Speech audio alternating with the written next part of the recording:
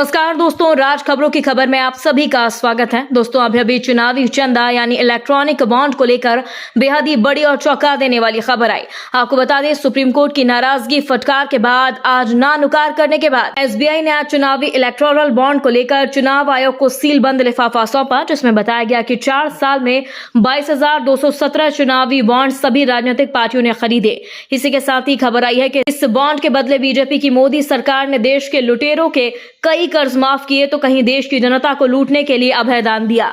दोस्तों, सूत्रों के हवाले से खबर आई है कि सबसे ज्यादा बॉन्ड बीजेपी के हैं, दूसरे नंबर पर कांग्रेस और आप पार्टी के बाद टीएमसी शिवसेना के साथ शरद पवार की पार्टी ने भी खरीदे।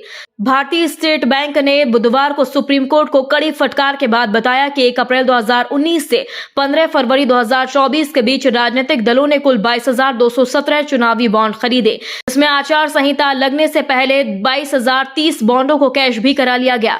दोस्तों, सुप्रीम कोर्ट की शीर्ष अदालत में दायर एक हलफनामे में एसबीआई ने चुनावी चंदे को गोपनीय रखने को अवैध करार दिया था और मोदी सरकार की एसबीआई से कहा कि न्यायालय के निर्देश के अनुसार 12 मार्च मंगलवार को कामकाजी समय खत्म होने से पहले भारत निर्वाचन आयोग को चुनावी बॉन्ड का विवरण उपलब्ध करवा दिया जाए।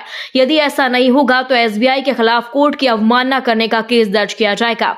दोस्तों, स्टेट बैंक ऑफ इंडिया के एफिडेविट में कहा गया कि प्रत्येक चुनावी बॉन्ड के खरीदी की तारीख, भागीदार के नाम और खरीदे गए बॉन्ड का मूल्य आदि विवरण प्रस्तुत किए गए हैं। दोस्तों, एसबीआई के अध्यक्ष दिनेश कुमार खारा के द्वारा दायर हलफनामे में कहा गया कि बैंक ने निर्वाचन आयोग को चुनावी बॉन्ड को भुनाने की तारीख, चंदा प्राप्त करने वाले राजनीतिक दलों के नाम और बॉन्ड के मूल्य जैसे विवरण भी दिए।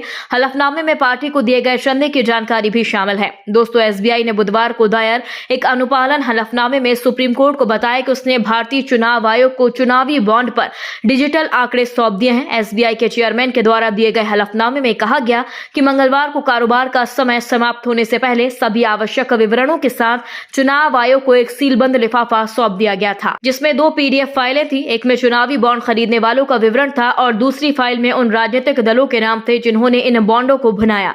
दोस्तों, स्टेट बैंक ऑफ इंडिया ने 2018 की गजट अधिसूचना का हवाला देते हुए कहा कि उन चुनावी बॉन्डों की राशि जिन्हें 15 दिन की वैधता अवधि के भीतर राजनीतिक दलों के द्वारा भुनाया नहीं गया था, जिसके बाद प्रधानमंत्री राष्ट्रीय राहत कोष में स्थानांतरित कर दी गई। एसबीआई के मुताबिक सुप्रीम कोर्ट के आदेश के मुताबिक निर्वाचन आयोग को 15 मार्च शाम 5 बजे तक बैंक के द्वारा साझा की गई जानकारी अपनी आधिकारिक वेबसाइट पर प्रकाशित करनी होगी। अब देखना है चुनाव आयोग सुप्रीम कोर्ट की गाइडलाइन का किस तरह पालन करता है, क्योंकि चुनाव आयोग पर अब मोदी पूरी तरह हावी है, क्योंकि नए संशोधन के बाद चुनाव आयोग मोदी सरकार के लगभग अधीन ही काम करेगा। दोस्तों, इस पूरी खबर पर आप अपनी राय जरूर दें।